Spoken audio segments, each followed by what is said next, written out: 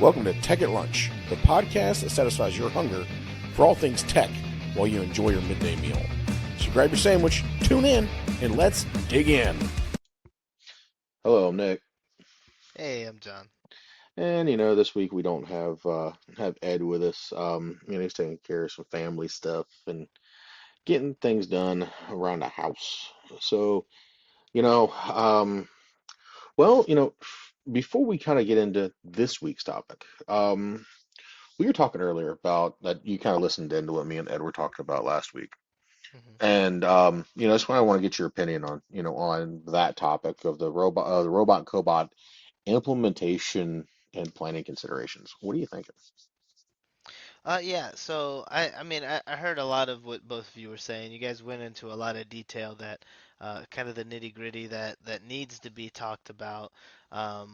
So like that's more of a technical level, how, like not like most people, if they're implementing, these are good checklists and things to build for them when they're planning how to create a situation and things like that. But I think my biggest takeaway was uh, like the process of changes, how communicate changes are communicated across the board, how stakeholders are informed. Like it's an overall project, even if it's just automation cell, something small. It's a project that you need to control and communicate, and if you do that well, there's a methodology in IT that a lot of people use, especially when you're a software company, and it's agile framework. So you can rapidly, continuously change while also letting everyone know, hey, this is where you could find the changes, and this is when they're happening. Because if you don't communicate that to everyone, then you just start stepping on each other's feet, right? So at the end of the day, that's the huge like piece of the puzzle for me, and honestly, it's more of like the support or the box the puzzle comes in, because you need this to even start putting the pieces together, right? So the biggest takeaway for me when you're planning and implementing is if you don't communicate, then how are we supposed to get to the same common cause or common goal, right? And then if we can't be agile or flexible, malleable to the situation, then we're going to experience a lot of missed deadlines, failure, things like that. So you have to be flexible and understanding, and it's like pretty much a lot of people. I think I say it. Say to my little sisters when they cross the street, head on a swivel. Like you're looking both ways before you go, and this is the situation. There is like if you are paying attention to not only the stakeholders but also like the construction or electrical or networking side, then things will end up coming to the same goal, and we'll be successful. So yeah, that's all I really wanted to kind of harp on is planning is hugely important. Communication is hugely important. If you can't tell the team what their milestones should be, not necessarily what they always are, but you can point them to the true north, then it's your implementation is going to go flawless. Yeah. Yeah, That's something that, we kind of harped on also last week and stuff like that. And, I'm glad you brought that up yeah. and, kind of, shed that light. Because I think that in the majority of most large scale projects, the communication is what falls to the wayside. For some strange reason, everybody's stuck in the same room having a meeting, but no one can Mhm. have a conversation with another person. Yeah, I Kind of funny how think that works. it's crazy. And I don't want to get too deep into this, but I think that it's more of a thought, um, like a school of thought for me. Like if if I'm listening to you, you're trying to make a point, right? I mean, we even said it before at one point, bottom line up front. You're trying to, this is my point. Boom. That is what I want you to understand from me asking you this question, requesting this uh or requesting this support, this, that, whatever, right? But if you can't like make that clear, then like if I say, "Hey, can you make me a pizza?" and I don't explain what a pizza is, I'm like, "Hey, yeah, it's got meat and cheese. Um, there's it's a sauce on top. Yeah, just get me some of it." And they come back with spaghetti. You can't be upset. So it's it's something where that's got to be clear, you know. Yeah, you or you end up with a deep dish. Um, Yeah, or you're gonna end up with a like a calzone, and you're like, I don't Close know, it's enough. just a hot pocket. Expensive Like, hot pocket. yeah, expensive hot pocket. This one we made from scratch. Yeah, there we go. We'll put it in the cardboard box for you. Yeah, yeah. But It's probably steaming hot, like nuclear in the center. right, you would put it in the microwave. Um, but and the thing is all of that, continues to lead to, like this week's topic that, I kind of want to touch on, which I think would be kind of fun. In, sadly, because we're missing Rapid TCT this year. Believe me, I see the marketing emails, guys. If you're sending them over and over and over again, I see them. I'm sorry. Um, but we wish we'd be there with you. But we kind of want Yeah, to it's touch. coming up, dude. It's so close. Yeah, it's like right. It's like next week or something like that, I think. Sorry. Um, it's I wanted to talk about robot and cobot 3D printing, at least the how, process. Or maybe considerations or uses and stuff like that. But robot and cobot 3D printing. And because we saw some at Rapid TCT last year. Right. Um, and me and Ed saw some when we went to South Tech, and then I was able to see a little bit differently of that type of stuff at Automate, where at Automate they had a robot as a cutter using water, like a water jet Hmm. machine, but it was a robot cutting in 3 dimension. But you Just making know us like coasters, right? they weren't cutting it upside. No, it was literally they were taking a sphere and cutting it out of Oh, a sphere. oh wow. Yeah, it was strange, but it was pretty interesting. That's cool. Um, and that's before you even get like it's not probably it's not as impressive as like wire EDM or anything like that, but that's beside the point. Um, which if you're familiar with wire EDM, guys, it's literally cutting steel with a copper wire that's about thin as your hair. So it's It's actually pretty crazy. cool. It's crazy to Um, see, yeah, like it's when pretty it's wild. happening. Yeah. But the thing is 3D printing with robots and cobots is yeah, it's cool. Um, I don't know if there's any other way to put it. It's cool. It's also a good way to upcycle old robots. Robots that may not have a life cycle anymore, that may be kind of, well, that's last 2 years model.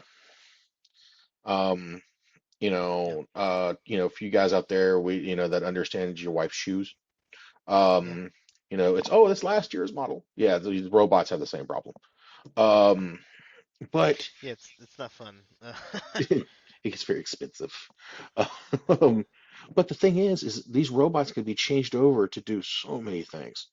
3D scanning, 3D printing, recycling robots that, yeah, well, didn't really have a use for them in the past. Right? Like you can use them at different stages. So like I took this topic when you presented it to me, and there's a lot of different angles that you can kind of attack it and cover, based on just 3D printing. And when you throw cobots in there, we're talking automating. We've already been spoke about, uh, getting our own printers like automated. How do I get things like conveyor belt line, like a continuous print, stuff like that? We've already had those conversations and kind of alluded to those possibilities in previous episodes, but uh, this truly makes the possibility of automated 3D printing possible. So we've talked several times about, relativity space and how they take the production process of a rocket, um, that. and they cut the workforce in half or more than half, and they reduce the hours needed to build it, and all they have is somebody who is quality control, and of course the systems are taking a lot of those readings. I don't know how much AI, and I don't want to speak to how much AI they're having without proper knowledge to it, but I wouldn't doubt or be surprised if someone said there was AI recognizing faults, recognizing deviations in, um, the structure of the rocket, things like that. So we've talked about many different situations where adding a cobot to the situation is is beneficial. It could be the production stage, it could be the safety, um, or it could be the what's the word? Logistics, like it's gyroscopic, or I can't think of the word for it. Um, but it makes it more comfortable, ergonomic, that's the word for it. For the worker who's bringing boxes carrying weight of 50, 70, 80, 100 pounds, there's going to be more population. We need to bring more resources, like this is the way that production is going to be pushed. And if we have ability to introduce a collaborative robot to make those tasks easier, and the goal is 3D printing, that doesn't mean is very surprising to me. Yeah. And the thing is that's also where we get into machine tending, like you said, the use of collaborative robots, because it may not be the robot doing the 3D printing in some cases. You Yeah. it may be a robot on the end of a AGV that rides up to a 3D printer, picks up the plate, and off it goes. Um, we've kind of seen that in some lights out 3D printing production. Um, but and it takes the plate, replaces the plate, closes the door, off it goes. And it Hmm. keeps doing that all night, night by night by night. And the thing is machine tending robots. Machine tending is really something that you kind of see in the world of CNC, because it is kind of what it is. Those machines are just real robots as they load the parts and they process the parts and they remove the part because they're heavy. Um, it saves the human from doing it. But if you start thinking about it, that's where you first really see the interaction between a cobot and like the Haas CNC system built along with Melt.io, where you're actively doing additive and subtractive manufacturing in the same CNC machine. And you have a cobot that's actually removing the parts when they're made. So, there's different ways of looking at it. It's not robot based, but it's still using a robot as a collaborative machine to Hmm. support the overall production end goal. Um, Yeah. so, and it's the same thing of, if you whenever you do take these robots, you upcycle them and you put um, pellet extruders on them. You have if you really build a like a pellet extruder from the ground up, you can make them compact, very large, very, very large, um, and adjust your flow to it. I don't know. I don't remember what it was at Rapid last year, but the amount of flow that they were flowing these pellets through to the hot end to support some of these robots that we're printing was absolutely just wild. Caracol was one of them Yeah. that was printing these huge pieces. Um, which is funny because I don't know, do you watch Fast and Loud on YouTube at all? Fast and Loud sounds familiar, but Richard Rawlings, Gas Monkey Garage. Gas Monkey Garage, yes, I've seen that. So I know the guy, but maybe not the YouTube videos. They partnered, they just did one of their trucks and they did an entire billet CNC grill for the front of this CNC, for the front of this S10 or the C10. Hmm. Um, and so they partnered with Titans of CNC. And before people turn off, this is where I'm getting this 3D printing thing. Um, Titans partnered with Caracol Did they? to print the front end of this vehicle or print the grill of this vehicle for them. Uh, and so you actually see in that YouTube video the Titans of CNC are going over what happened, and they show the entire printing process using this ABB robot, and it's printing the entire bumper from one side to the other. Wow. That's does it do did they just slap it on after it finished printing? Of course they let it cool down, but Yeah, they let it cool did they down and they shipped it back to the U.S. because remember, Caracol's out of Italy. Yeah, right, Um, right, right. so they shipped it to the U.S. and they shipped it to Titans, and they deburred it and did whatever they had to do to it, and then they brought it over to the shop and went, there you go, it fits. And do you like it? Do we need to change it? Do we need to modify it? What do we need to do? But it gave you that rapid prototype part, all one piece. Yeah, it just makes sense to me. I think that that's where production's going. Um, because like if you ask me, and I know this kind of takes a bit of a segue, but hear me out and I'll see you to the point.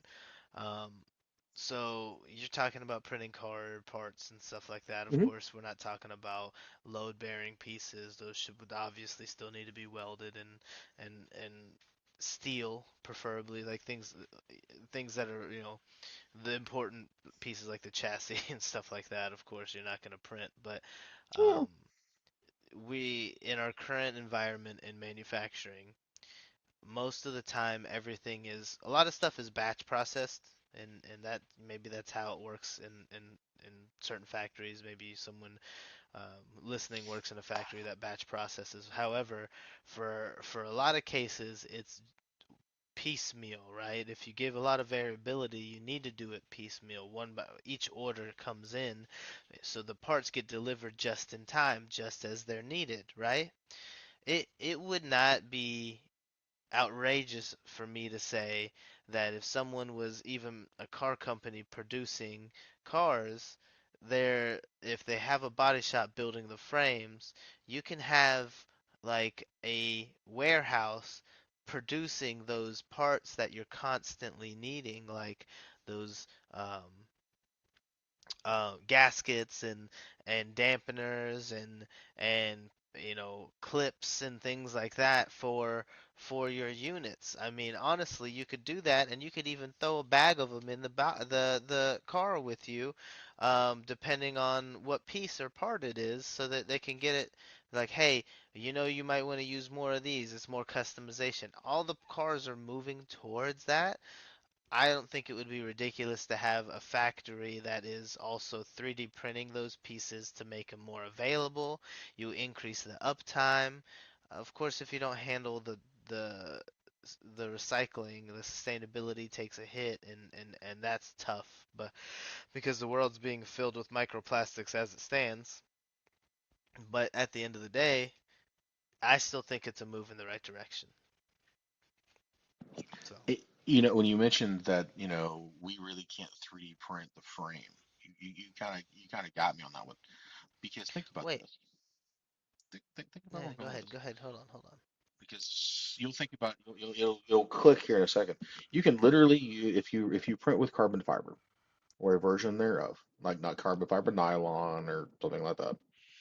Think about the fact that we have McLaren, you have Lamborghini, you have Ferrari, you have all these hypercar companies that are using carbon fiber monocoques for their frame. If and the same thing with F1. F1, they aren't running a metal frame. There's no metal in that car, not a lot of it at least. But the monocoque itself, where the driver is sitting, is carbon fiber. We can print that with a robot and like a carbon fiber uh, based pellet, and you should still have the same strength and rigidity that you would have if you print on an FDM. Yeah, no, that makes sense. And you know what? I also want to step in and contradict myself here too. Insert foot. Yeah, I'm gonna go ahead and I'm gonna pick not my side. uh, because I was literally just talking about relativity space printing a rocket. Yep.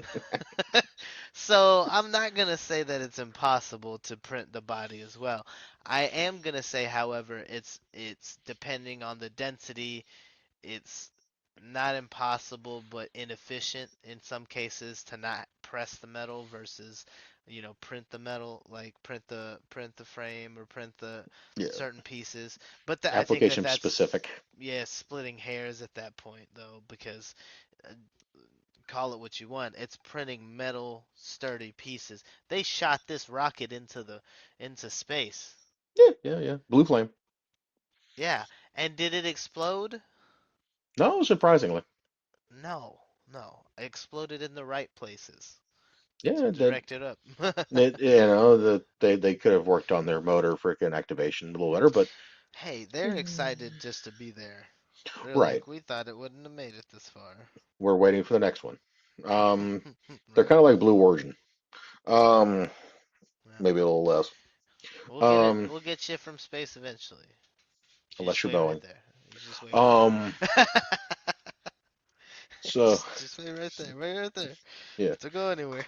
unless of course you're Boeing, but that's just another bag of animals. Um, that's for a different episode. Uh, Their their recent history speaks for themselves. that is what we call a failure in test and supply. Um, Yeah, there's that's not just one person's fault. Let yeah, me just tell that's, you, that's an entire organization screw up. that's not just one department's fault. Like you can't just blame the quality checkers. I mean, of course they should be catching these things, but you should realize the immense pressure that production puts people in. Yeah, and it is what it is. Hopefully, we'll see the I apologize, Boeing. I am not a whistleblower. I just wanna just put that out there. yeah. Do not send your hitmen. I apologize. Hopefully, we'll get their astronauts back soon, all in one piece. Oh, fingers Um, crossed. that's the hope and the prayer. Um, Send the printed rocket. yeah, there you go. He's not coming back in one piece, or at least like a glob. Listen, Um, just own it and go ask Mr. Musk if you could borrow his ship again. yeah, and the thing is, that's where it gets kind of even more funnier when you start talking about, like 3D printing and stuff like that. Your QC is so much more, well, not really needed. Um, it's still needed. Don't get me wrong, still needed. Well, if you, However, oh, go ahead, go ahead. it's needed in a different pattern because if I'm taking this giant robot and I've built everything in CAD and I tell it, hey, do me a favor, print me this monocoque for this hypercar. Um, at least to do 3D, at least to do R&D modeling with it and turn it into a show car. It doesn't have to be crash safe. Um, so, it could be out of a shoebox. Most of the time, we build models out of clay, and then it's break down this clay, rebuild the damn thing, break it back down again, and then, up it goes. However, if you 3D print the darn thing, it's a little bit more lifelike, but, and you could build on it. But the thing is, everything's in CAD. Now, I take that CAD model and I transpose it through, either ABB Robot Studio, Robot DK, or DX, DK, um, to help build that process and use a slicer to build kind of what I want that transposes it to robot code. And then once I print the machine or print the monocoque, I can take a 3D scanner, do a robot head change, take the 3D scanner and scan over it to make sure I'm within tolerance. Yeah, man. That's what I'm saying. Like your application, like when we talked about attacking this from different levels or different angles, like different stages of the processing, post processing, and quality control, like actual production. There's so many angles that you can take that's exactly the direction that I would take. My If I had a automated, Cobot printing farm, right? Is like you if you code in the quality control, how how are you going to how are you going to miss that many defects, right? Right. It's just a numbers game at that point. Like we talk about, like Moneyball is exactly a great story, a great movie, right? Like this crunching the numbers, like there's a reason why nerds are in charge, Hmm. right? There's a reason why nerds are in charge. Crunching these numbers, like they add up. Oh yeah. And the thing is every minute saved is a minute made, is a dollar made. But and the thing is if I can print these things without even having to be in the room, um, I save on head count. And but the thing is everybody's like, well, you're gonna take my jobs. No, we're not. Um, I'm gonna promote We that need to make person more. Yeah. to be a robot engineer. I'm gonna promote that person. And that's what I think people don't understand is yes, if we go to a robot 3D manufacturing environment, we're not taking away anybody's job, employment, or anything like that. You're literally going to make these individuals engineers. They're now going to be programming engineers, 3D print engineers, robot engineers, and learn that robot coding, learn an additional skill that they may not have learned, in the past. So it's always keeping that forward momentum.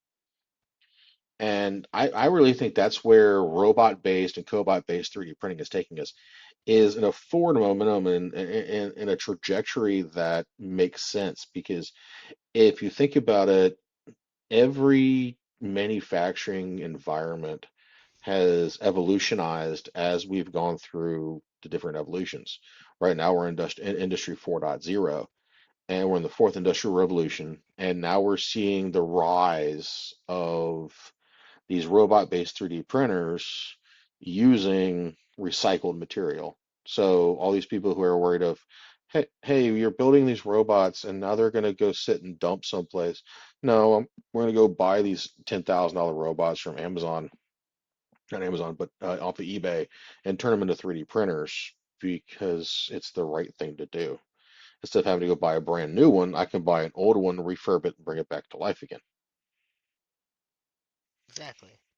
No, um the maker, the tinkerer, the person who's able to take these pieces and reuse them and repurpose them and build a new process, like that person's gonna always, that company, that group is always going to be um, um, on the edge of innovation there. And I think that um, integrating sensors, and we've talked about AI technology on just the desktop printing level, like Spaghetti IO, and things like that. Like eh, the Bamboo is already doing, I believe, LiDAR Hmm. and using a lot of sensors and lasers to assist in their printing process. So I'm assuming that you can just add a little bit of an extra layer of automation with the PLC and a Cobot,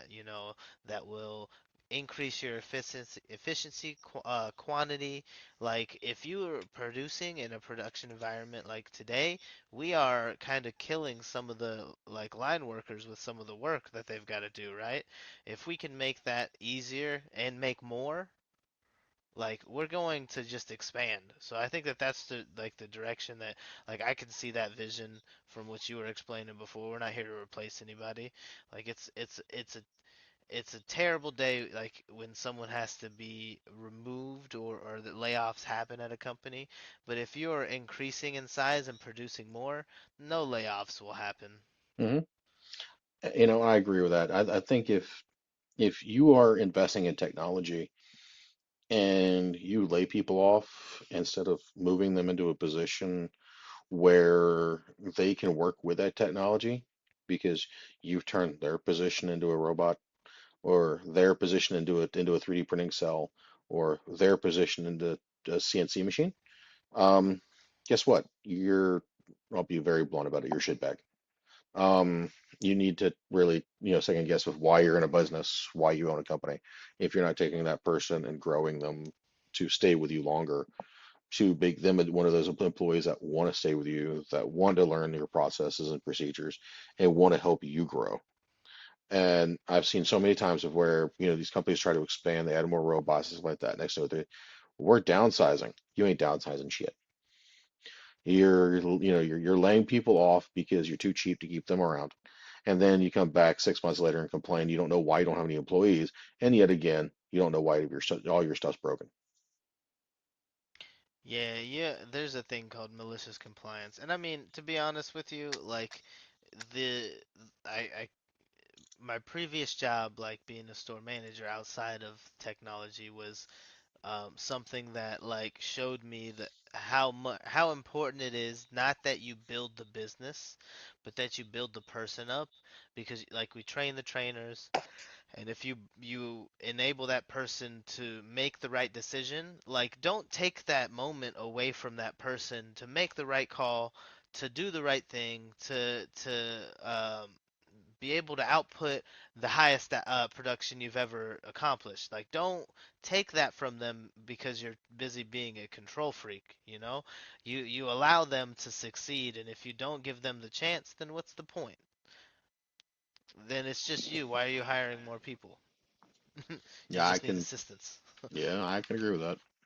So yeah, you build, you train the people, and the people make the business work. Right. And that makes the business more fun because you have people there who want to continue to keep learning and stuff like that, which if they keep learning, you keep innovating. Yeah, you make it a passion for them. You make it something that's not, it's not, oh man, I gotta come into work to find out what's broken now. It's, oh, I want to go into work because like I have an idea for the problem I had earlier. Like that's the mentality change. Right. And the thing is like, and this is where like the robot is kind of cool, is you're talking about repeatability. Yeah. You're talking about these robots that are within what, let's see, I'm looking at some of the stuff on Robot DK, 0.060 millimeters, the repeatability. It's somewhere better than that. So you get into like robot 3D printing or robotics at all, and the repeatability is there. But now, if you really get into like cobots, you go from, the full-blown industrialized robot to go to a cobot. Now, if the human machine interaction happens, now I can have somebody in the cell with that robot while it's working to make Hmm. sure it's doing what it needs to be doing. And it's safe. And, you know, the other thing about that is I could take that cobot or that small robot that's in a safe environment and take it to a school or take it to an organization and show them how these robots do things, how they 3D print, how they do certain things and pick and place and whatnot. But most of the time, do robot head changes for, the 3D printers and whatnot.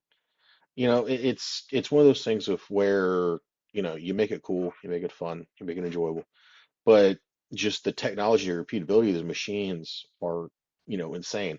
We're always fighting for the best layer line. We're always fighting for the fastest print. Um, we're always fighting for those things. With a robot, you're doing pellet extrusion, and you're talking in millimeters for pellet line for your layer lines. But you're also talking about going from stepper motor to servo motor. Yeah, you're gonna need hundreds of thousands of prints measured into a database, and then you can pull percentage like deviations. That's going to be the easy, like the way that you check and change and verify quality, quantity, repeatability, right? Hmm? So yeah, to me, I think when we've talked about it before, data's the new oil. Like adding a robot into the situation means that it's less of a wear and tear on the worker, or the laborer, or whoever has to support or assist the robot. And yeah, that possibility for production doubles for all. It just, for me, I think it's crazy why your production environment wouldn't double down. I mean, I think resources would be a main limiting factor for me, but like if I have like Google or Amazon, like you see how much they are increasing in size, like Tesla even and SpaceX, it's like if I have growth potential, why would I limit that? Right. Keep the people, double the size of the plants. Just add some robotics and some prints. I mean, that's why Tesla is able to produce so much in in one of their gigafactories, is because they've got a body press, like a full frame press. Oh yeah, the super press or whatever it's called. Yeah, I don't know exactly what it's called, but the idea is that the whole body prints it, like or like not prints it, but presses it, Hmm. and it's quicker. You make more. Like maybe that's the idea. You press the frames and stuff like that, but Yeah. the you print the chassis and things like that. And the thing is it's cost. Cost per pound is, Yeah. is absolutely, insane because your cost per pound for PLA pellets, for example, or pellets of any sort is drastically reduced. Like, I saw something where it's, for a kilo, now mind you, a kilo isn't going to do you very much, but a kilo of PLA pellets is $10. Um, Yeah, that's but same price as a spool almost, a little bit less. right, and you got the PET pellets, TPU pellets, PET-G pellets, ABS pellets. So you have all of that, so you can quickly change filaments and stuff like that. We saw them using what, the 20,000 pound bags or something like that at Rapid. Yeah, you had to bring them in on a forklift to even move them in. Yeah, It's like, yeah, you're gonna be printing for a while, and then maybe we could pick this bag up. and I think that one bag cost them, I think it was like a grand or 1,500 bucks, something like that, or maybe a little bit more. But Dr. D-Flow did a really big thing on it of when we talked about the flow of the pellets to the pellet extruder hot end and stuff like that, of how fast it has to be, and how to build the vortices to push the pellets through. So everything's done by air compressor, air compressors. Which, the thing about that is, if you're doing a robot-based 3D printer, you already have air on board. So all these robots require air, or at least some sort of air. So you have the last mile air. So it's like you get it up to the towards the extruder, and then the onboard air takes care of the rest. Um, because that's kind of just what has to happen. But it's kind of funny because the heads that you put on these robots really aren't all that big. They're by 3D printer size, they're giant. But to the um the size of the robot to the size of the little 3D printer head, it's like Andre the Giant holding a teacup. Um, Yeah, yeah, but it flows so much, so much a volume that your prints don't take as long as they probably should. yeah. It makes sense too in the Dr. Deflow videos where he's using the pressurizations and vacuum and suction things like that because like honestly that's how you could probably increase efficiency and limit defects and artifacting and things like that in your prints. Like honestly at that level though you can just take a sander to it. It's Yeah, less detrimental to the structure. you probably take a grinder to it. No one's gonna know the difference. Nobody. But still, like that's not the point. The point is that it's more precise and it takes less um, um, post processing. Oh yeah. And the thing is, the software is out there. The software to do robot 3D printing is out there. It's expensive, but it's out there. For example, ABB, anything in ABB Robot Studio, it's already built in. So if you own an ABB robot, you own an ABB Cobot, um, that material and that thought process of 3D printing is built into their software. Some of the other programs, maybe not so much. I think Fanuc was working on one. When I talked to them, I do need to reach back out to the guys at Fanuc and talk to them again about it.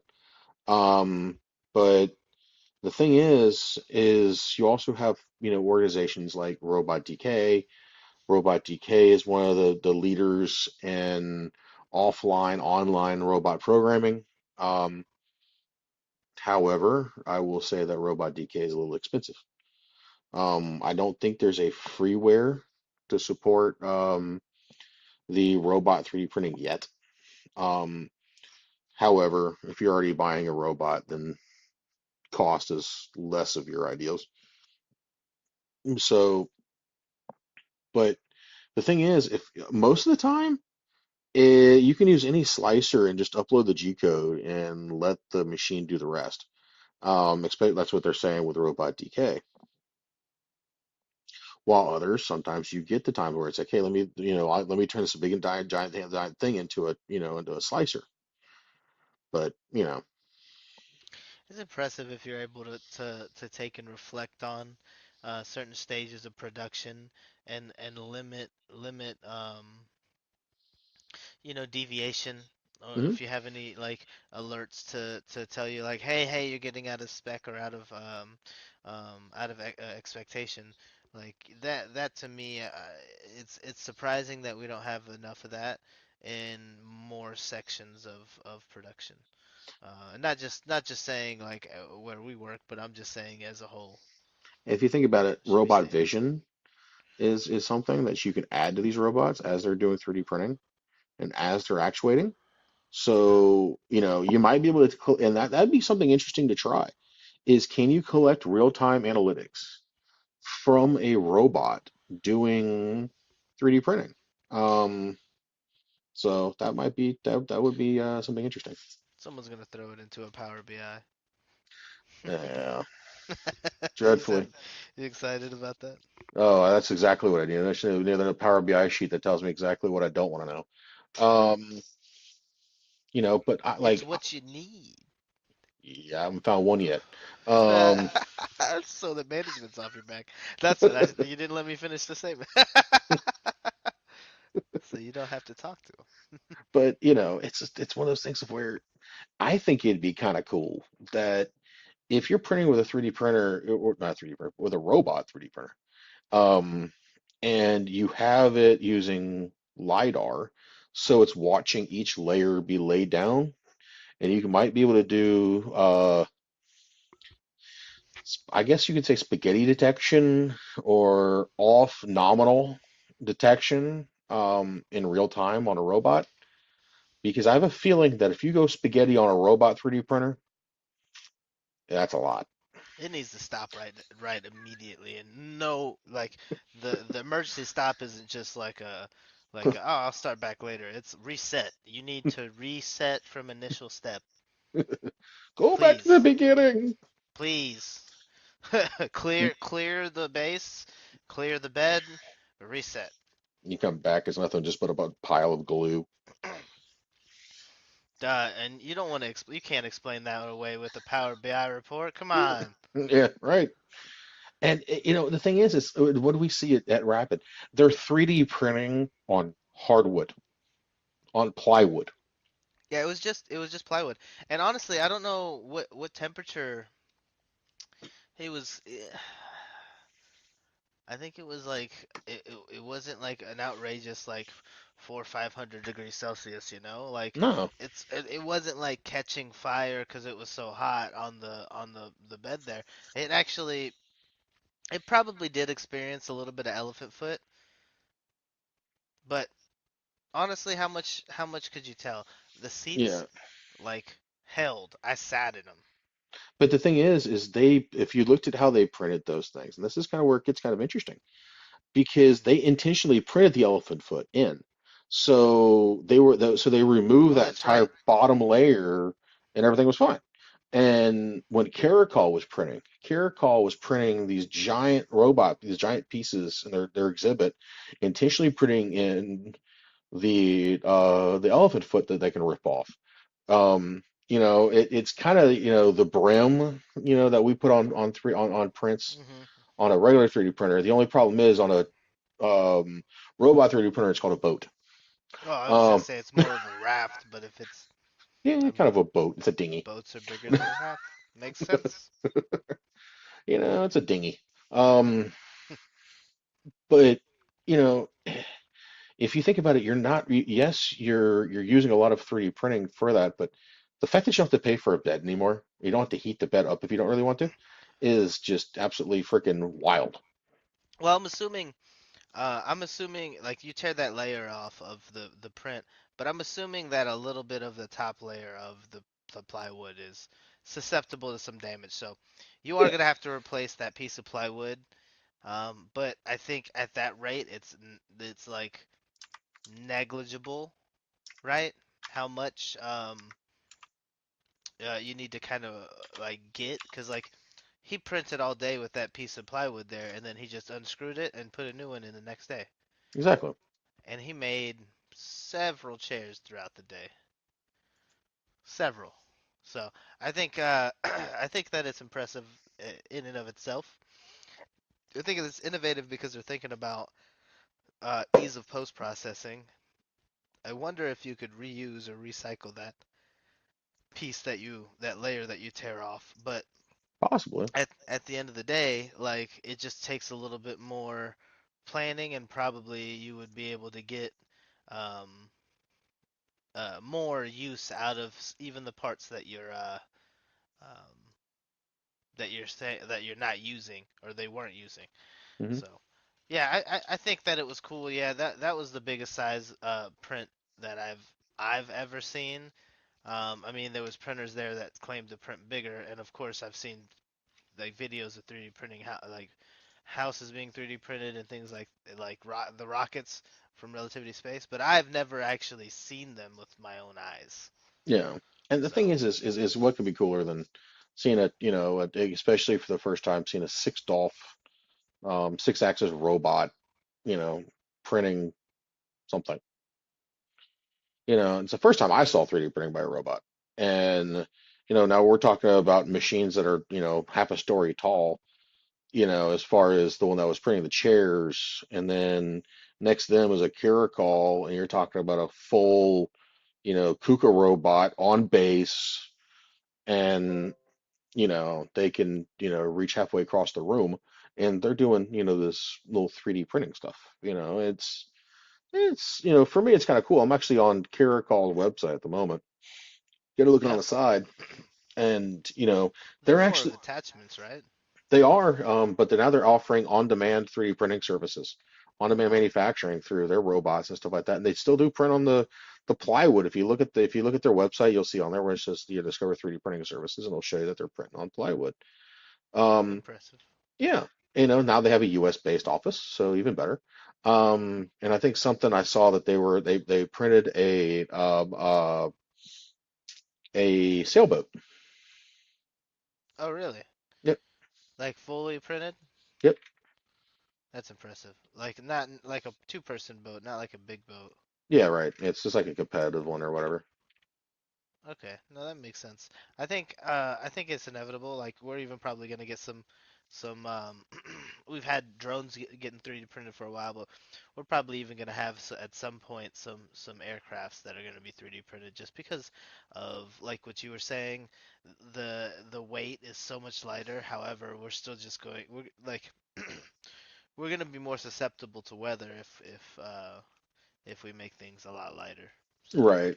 And the thing is that's where, if we can get at the FAA to finally agree on this stuff, I think um the availability of using large scale 3D printers, robot 3D printers like that in aviation is leaps and bounds. That's where they belong. Um, yeah. but the FAA still hasn't got off their high horse and agreed to it yet. Because you can have these 3D printers printing entire wing segments, and stuff like that. And or, maybe not fuselage segments, but like wing segments or stuff like that. Um, We shot a whole rocket into space. What do you mean? yeah, yeah, yeah. But the thing is, it probably weighs a couple Oh, 100,000 pounds. there also was no people on it. I Right. understand. And your whole thrust to weight ratio with methanol is a little different than what it is with avgas. Um, It's fair. so It's yeah, fair. I was just saying. it would be fun to fly on an airplane with rockets underneath you, but I'm kind of worried about what happens when they go into burnout mode. Now But listen, you become a missile. we didn't say you were supposed to land. We Well, said we yeah. would shoot you into space. So you literally end up like the V2 bomb. Oh man. Listen, as long as it's not Zarbamba, we're gonna make it. No, You I'm just know, kidding. I mean, but it makes sense. I think it's getting to a point where it's gonna be more widely accepted. I think it, as with a lot of things, like it's gonna take some getting used to, and the public is going to have to put some funding into it for it to gain a lot of traction because it's gonna need a lot of regulation. I mean, we have a lot of airspace regulation as it is, but like if you're gonna let a lot of people fly, then you're gonna have to increase your force that governs and controls the airspace by quite a bit. And right. that might be my honestly, in my opinion, the biggest issue for um, the U.S. to grow that big, right? Because I mean, I saw it firsthand the beginning of the month that when there's like delays or anything like that, they struggle to even connect. I don't want to speak for all airlines, but you know who you are. American. But you know what I'm saying? Like they were struggling. It had me even look up to see if I could even like become a pilot. Like I could do this. Yeah, a couple $100,000 later. Yeah, it's gonna be a lot of schooling. I was like, I don't have time for this. But yeah, no, it's something that like it was noticed that there is like less people helping with baggage, less people to help with the front desks. Like all the prints, all the boarding passes are electronic now. There's literally one desk per airline at the front, and they're like, "What do you want? Don't you know to use the kiosk?" So. That's something that, I really think that we, through all these years, have quite forgotten how to do. It's called customer service. Yeah. Um, you know, eh, Maybe it's because, they're afraid that we're going to replace them with robots. Well, here's the thing. Keep being dumb and we'll replace you with a robot. Um, you But I feel know, like most of the people at the front desk can be moved down past security and into like, hey, you're accepting boarding passes at the gate now. right. Yeah, the walk-up stuff can all be done by, Yeah. automated systems. Except for if you're dealing with people of special needs or something like that, that may need a little bit of extra time. Then you might need to keep somebody there just in case, just to keep the keep everybody happy. But again, you know, um, back to you know, it's just But the thing is I really think that when we start getting through the FAA regulations and stuff like that, I'm hoping that pops soon. I really am. To what I heard, to what I've seen, they're supposed to be talking about it soon. Is integrating 3D printing and how to use 3D printed fixed parts and aircraft soon. Um, but I don't think it's fully past the FAA bar yet. Uh, but once it does, like the fix and repair level of aircraft maintenance is going to like change dramatically because it's going to add a whole nother engineering atmosphere to the A&M guys. And we're going to see a rise, I think, in STEM education when it comes down to the A&M, the aircraft maintenance techs, the AMTs, and stuff like that. And you're going to see a real big change in how that training is conducted at the like technical school level. And I'm kind of, once it happens, I'm kind of excited to see how that particular shift happens. hmm No, it makes sense. I think I think we squirreled a little bit, but yeah, like